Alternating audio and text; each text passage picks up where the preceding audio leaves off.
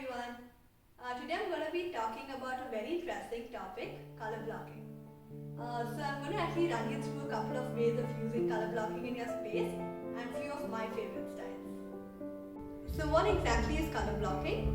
It's a technique where we pair two bold colors together, or actually it can even be a single bold color in a space. It's visually very interesting and helps create that little focus or a statement to your room or your space that you're choosing to design.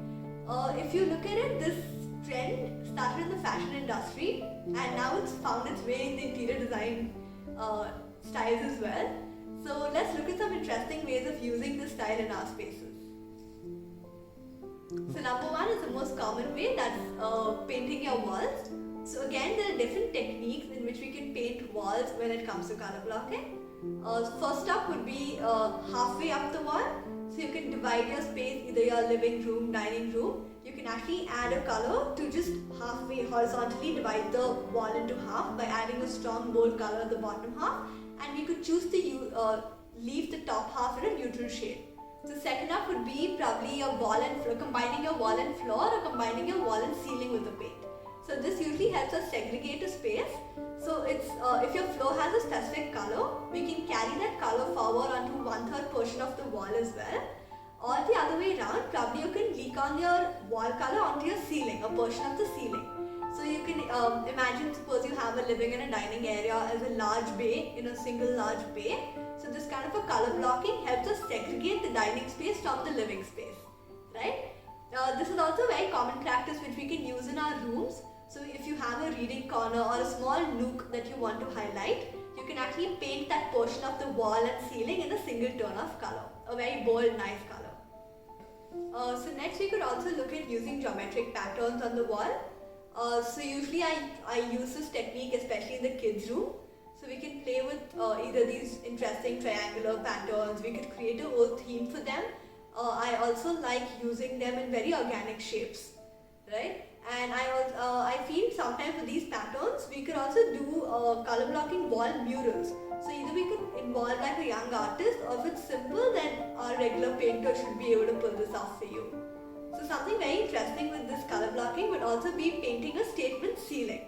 So I haven't tried this as yet, but I think it's going to be a lot of fun to actually give a whole new dimension to the space by adding some color to your ceiling.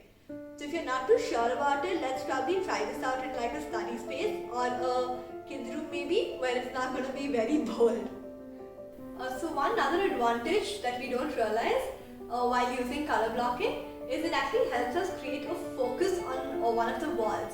So if we have these huge white blank walls horizontally spanning, or probably a long tall vertical wall, instead of using large size oversized paintings, we could actually paint a section of that wall in a bold color and then add in your wall decor or your paintings onto the wall.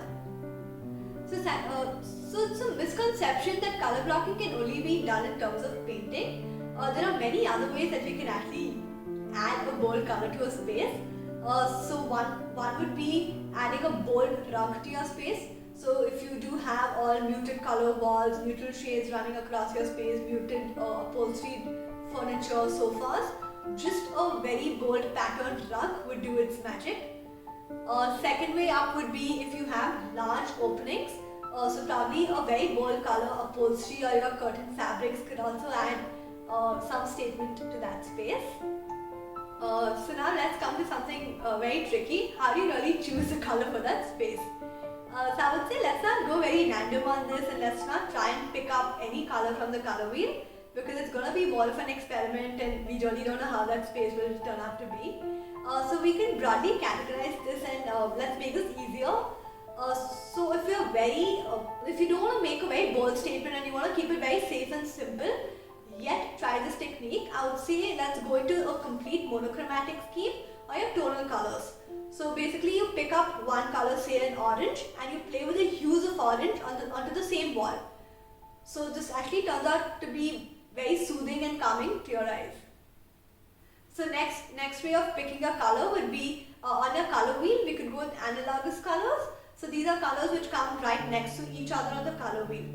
So probably I would say analog colors would be your yellow and orange together, your pastel yellow and green together, probably a red and purple together. So do you get what I'm saying? It's like the colors which come right next to each other on a color wheel, right? And the last and the boldest way of using this technique would be your contrasting colors or your complementary colors. So these would be exactly the opposite colors of the color wheel. So sometimes I would also say the design style of your space will help you pick colors. So a Scandinavian theme would definitely demand for your pastel hues. Probably a boho style or your mid-century modern would go with slightly bolder colors. And if your entire home is designed in a very neutral palette or a neutral color tone, I would say stick to your earthy tones. So some quick advantages. One up, this is very reasonable guys. It's just about painting your walls and choosing the right color for the space.